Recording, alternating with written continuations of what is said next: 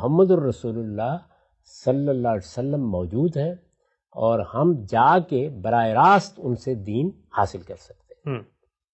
وہ دنیا سے چلے گئے جی. یہ ہدایت دے کر چلے گئے، اپنا قول بھی پیچھے چھوڑ کر چلے گئے، فعل بھی اور تغییر و تصویر بھی. وہ ہم تک کس طریقے سے پہنچے گا، یعنی سب سے پہلی بحث یہ ہے، وہ ہم تک پہنچے گا تو ہدایت ملے گی. بالکل. وہ ہم تک پہنچے گا تو ہم اس سے کوئی چیز اخذ کریں گے، وہ ہم تک پہنچے گا تو ہم پر حجت قائم ہوگی، وہ ہم تک پہنچے گا تو ہم اس پر عمل کر کے اللہ کے سامنے جواب دہ ہوں گے. بالکل ٹھیک. اگر یہ ساری اطلاع جو میں نے اس مقدمے میں بیان کی ہے کہ دین اللہ تعالیٰ کی ہدایت ہے، اس نے سب سے پہلے فطرت میں الہام کی ہے، پھر اس کے اجمال کی تفصیلات پیغمبروں نے بتائی ہیں، پیغمبروں کا سلسلہ محمد الرسول اللہ صلی اللہ علیہ وسلم پر ختم ہوا ہے، محمد الرسول اللہ صلی اللہ علیہ وسلم دین کا تنہا ماخذ ہے. یہ سب کچھ بیان کرنے کے بعد بھی میرا سوال، آپ کا سوال، اس زمین پر ہر شخص کا سوال ہر دور میں یہی ہوگا، یہی ہونا چاہیے کہ پھر وہ مجھے کہاں سے ملے گا، مجھ تک کیسے پہنچے گا. تو پہلا سوال یہی پیدا ہوتا ہے کہ جو دین اللہ کے آخری پیغمبر نے دیا آگے کس طرح منتقل ہوا ہے. اس میں اب یہ سوال پیدا ہوتا ہے کہ اس کے آگے منتقل ہونے کے لیے کیا کوئی منفرد طریقہ اختیار کیا گیا ہے، یا دنیا میں جو طریقے رہے ہیں وہی طریقے اختیار کیے گئے ہیں. تو دنیا میں تاریخ کیسے منتقل ہوتی ہے، ایک واقعہ ہوا کیسے منتقل ہوتی ہے، ظاہر بات ہے کہ وہ لوگوں کے ہاتھ سے ہوتی ہوئی آتی ہے، لوگوں کی زبان سے منتقل ہوتی ہے، لوگوں کا فعل بن کے منتقل ہوتی ہے. ایک چیز اگر میں نے آج کی ہے، میں نے اس کی تصویب کی ہے، تو مجھے جو لوگ دیکھنے والے ہیں وہی اس کو آگے منتقل کریں گے.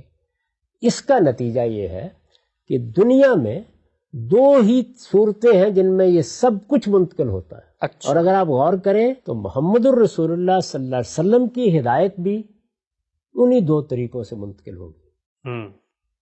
محمد الرسول اللہ کے سوا دنیا کے جو علوم و فنون ماضی میں وجود میں آئے ہیں وہ بھی اسی طرح منتقل ہوں گے. اچھا. یعنی کوئی دوسری چیز ہے ہی نہیں. اور وہ کیا ہے؟ وہ یہ ہے کہ لوگوں نے ان کو سنا، لوگوں نے ان کو دیکھا اور آگے بیان کر دیا. اب لوگوں کے سننے اور دیکھنے کی دو صورتیں ہو سکتی ہیں. ایک یہ کہ ایک جم غفیر نے دیکھا ہے، ہزاروں لوگوں نے دیکھا ہے، مختلف جگہوں پر رہنے والوں نے جا جا کر دیکھا ہے، سنا ہے، سمجھا ہے، جانا ہے. کوئی چیز سنی ہے اس کو آگے لکھ لیا ہے، یاد کر لیا ہے، اپنے ہاں محفوظ کر لیا ہے. یہی صورت ہوگی. جی. اور اتنی بڑی تعداد نے یہ سب کیا ہے کہ نہ تو کسی کے بارے میں یہ کہا جا سکتا ہے کہ وہ ناواقف رہ گیا، نہ یہ کہا جا سکتا ہے کہ اس سے غلطی ہو گئی، نہ یہ کہا جا سکتا ہے کہ اس میں کوئی اختلاط ہو گیا. لوگوں نے ہزاروں لاکھوں کی تعداد میں کسی چیز کو دیکھ لیا، ایک واقعہ ان کے سامنے ہو گیا، سن لیا، اب اس کے بعد وہ آگے اس کو نقل کر رہے ہیں. ٹھیک. ہمارے ہاں اس کے لیے جو پہلی تعبیر علم کی دنیا میں اختیار کی گئی وہ امام شافعی نے اختیار کی. اچھا. اور یہ کہا کہ یہ علم العامہ ہے. یعنی علم العامہ کا مطلب کیا ہے؟ ایک جم غفیر جو ہزاروں لاکھوں کی تعداد میں ہے وہ اس کو آگے منتقل کر رہا ہے. محمد الرسول اللہ صلی اللہ علیہ وسلم عرب میں پیدا ہو گئے، ہزاروں لوگوں نے آپ کو دیکھا، زندگی بھر دیکھا، وہ آگے بتا رہے ہیں کہ ایک شخص پیدا ہوا ہے جو یہ کہتا ہے کہ میں اللہ کا پیغمبر ہوں. اب یہ چیز آگے منتقل ہونی شروع ہو جائے گی. اصل میں جو کتابیں لکھی جاتی ہیں وہ بھی اگر آپ غور کریں تو ایک آدمی ہے جو آگے اس کو نقل کرتا چلا جا رہا ہے. موجودہ دور سے ذرا اوپر اٹھ جائے، جب چھاپا خانہ ایجاد ہو گیا اور اب انٹرنیٹ آ گیا اور معلوم نہیں کیا کیا آ گیا، یہ تو دور حاضر کی چیزیں جی. یعنی چند صدی پہلے چھاپا خانہ ایجاد ہو گیا اور اب ہم نے اپنے زمانے میں یہ نئے ذرائع دیکھ لیے.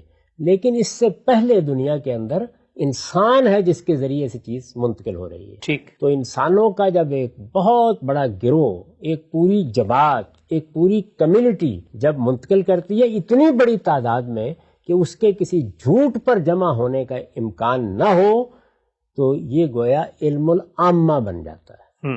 یہی علم العامہ ہے جس کو بعد کے زمانوں میں ہم نے دو اصطلاحات میں بیان کرنا شروع کیا، ایک اجماع، ایک تواتر. اچھا.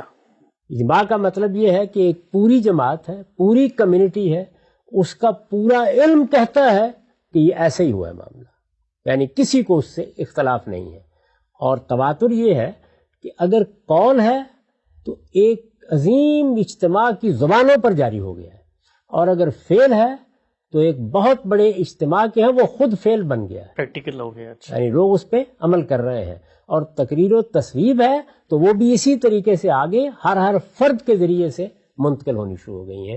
تو میں نے عرض کیا اس کو امام شافعی نے جس طرح اپنی کتاب الرسالہ میں بیان کیا ہے، اور یہ ہم جانتے ہیں کہ وہ پہلی شخصیت ہے جنہوں نے ایک باقاعدہ مدون کتاب کی صورت میں ہمیں علم اصول سے واقف کرایا۔ ٹھیک، علم اصول اس سے پہلے بھی تھا، اس کی روشنی میں لوگ سب معاملات کر رہے تھے، لیکن ان کی اس معاملے میں یہ اولیت ہے۔ تو انہوں نے ایک باب باندھا ہے اسی سوال کے بارے میں کہ یہ علم، یہ جو رسالت میں آپ صلی اللہ علیہ وسلم کی ہدایت ہے، یہ جو مجھے اب دین کی حیثیت سے اخذ کرنی ہے، جس پر مجھے عمل کرنا ہے، یہ کہاں سے ملے گی؟ تو اس میں پہلی صورت یہی بیان کی ہے کہ وہ علم العامہ سے ملے گی۔ علم العامہ یعنی اجماع اور تواتر۔ یہ جھوٹ پہ جمع ہونا عقلاً محال ہے، اس جملے کا کیا مطلب ہے؟ اس کا مطلب یہ ہے کہ لوگوں کی اتنی بڑی تعداد ہے، اتنی بڑی تعداد ہے کہ یہ عقل مان ہی نہیں سکتی کہ انہوں نے مل کے کوئی سازش کر لی۔ اچھا، سب مل کے بیٹھے ہوں کیا اور جھوٹ بول کے آگے منتقل کریں؟ جھوٹ بول کے آگے منتقل کریں۔ کیوں عقلاً محال ہے آپ سے؟ اس لیے کہ اتنی بڑی تعداد کا جھوٹ پر جمع ہونا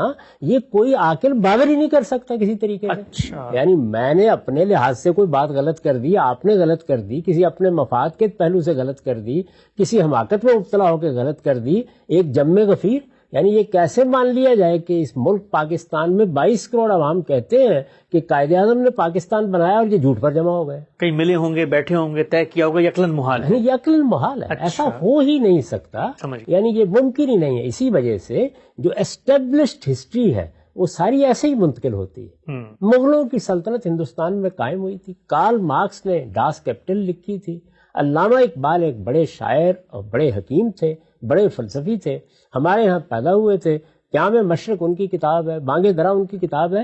یہ کیا ہے؟ یہ اسٹیبلشڈ ہسٹری ہے۔ ٹھیک، یہ سب کی سب کس طرح منتقل ہو رہی ہے؟ یہ جن لوگوں نے علامہ اقبال کو دیکھا، سنا، پڑھا، انہوں نے سینکڑوں کی تعداد میں آگے یہ بات منتقل کرنا شروع کر دی ہے۔ یہ ایک ایک شخص کی زبان پر آ گئی ہے، یہ ایک حقیقت واقعہ بن گئی ہے۔ مغلیہ سلطنت کے بارے میں ہمارا علم بھی ایسے ہی ہے۔ سائنس کی بہت سی دریافتیں جو اب عالمی سطح پر مان لی گئی ہیں وہ سب اسی بنیاد پر لوگوں کی زبان پر ہیں، اور ایک حقیقت ہے کہ ان کی نسبت نیوٹن کی طرف درست ہے، ان کی نسبت آئنسٹائن کی طرف درست ہے، ان کی نسبت ارسطو کی طرف درست ہے۔